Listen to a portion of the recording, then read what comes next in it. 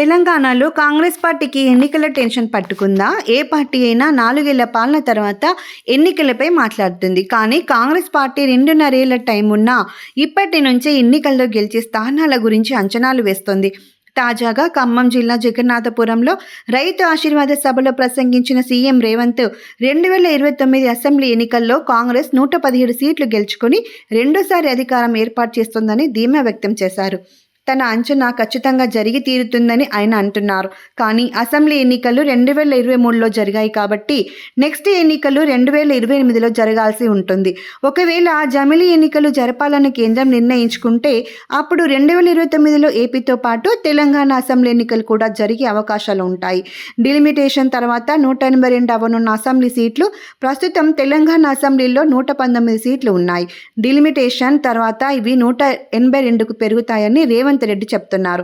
లోక్సభ సీట్లు 17 నుంచి 26కి పెరుగుతాయని కూడా చెప్పారు.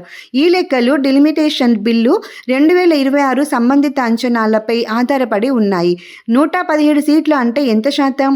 182 సీట్లలో 117 సీట్లు అంటే సుమారు 64.3% అవుతాయి. ప్రస్తుతం కాంగ్రెస్కు అసెంబ్లీలో సొంతంగా 64 సీట్లు ఉన్నాయి. అంటే దాదాపు 54%. ఈ లెక్కన 2023 కంటే 2029లో కాంగ్రెస్కి మరిన్ని ఎక్కువ సీట్లు వస్తాయనే అంచనాలో సీఎం రేవంత్ ఉన్నారనుకోవచ్చు. ఈ అంచనాకి రావడానికి ఒక కారణం ఉంది. ఇటీవల స్థానిక సంస్థల ఎన్నికల్లో కాంగ్రెస్ దాదాపు 66% సీట్లను సాధించింది. అలాగే మున్సిపల్ ఎన్నికల్లో 60% స్థానాలను గెలుచుకుంది. ఈ అంచనాలను బట్టి సీఎం రేవంత్ నెక్స్ట్ అసెంబ్లీ ఎన్నికల్లో 64.3% సీట్లు సాధిస్తామనే అంచనాలో ఉండొచ్చు. రేవంత్ కాన్ఫిడెన్స్కి కారణం తెలంగాణలో అధికారంలో ఉన్నది కాంగ్రెస్ మాత్రమే.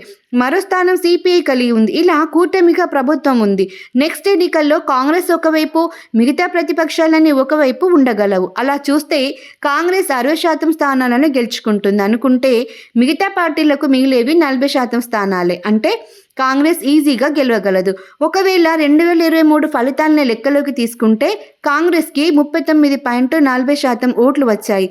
అంటే మిగతా పార్టీలకు దాదాపు 60% ఓట్లు పంపిణీ అవుతాయి అనుకుంటే ప్రతిపక్షాలు చాలా ఉండటం వల్ల ప్రభుత్వ వ్యతిరేక ఓటు బాగా చీలిపోయే ప్రమాదం కనిపిస్తుంది.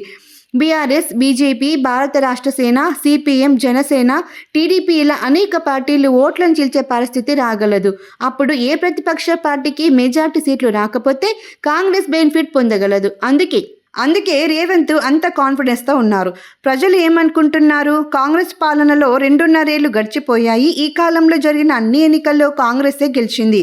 నెక్స్ట్ జీహెచ్ఎంసీ ఎన్నికల్లోనూ గెలిచేలా ప్లాన్ చేస్తుంది. అధికారంలో ఆ పార్టీ ఉండటం వల్ల గెలిచేందుకు, ఎక్కువ స్థానాలు సాధించేందుకు అవకాశాలు ఉంటాయి. అయితే అసెంబ్లీ ఎన్నికల్లోనూ ప్రజలు ఇలాగే స్పందిస్తారా అనేది చెప్పలేం. ఏపీలో వైసీపీ అధికారంలో ఉండగా అన్ని ఎన్నికల్లో గెలుస్తూ వచ్చింది. కానీ అసెంబ్లీ ఎన్నికల్లో చిత్తుగా ఓడిపోయింది. తెలంగాణలో ప్రజలు ఏమనుకుంటున్నారో ఎవరికీ తెలియదు. ప్రజా తీర్పును ముందే డిసైడ్ చేయలేం. వచ్చే 2.5 ఏళ్లలో రాజకీయంగా చాలా మార్పులు రావచ్చు.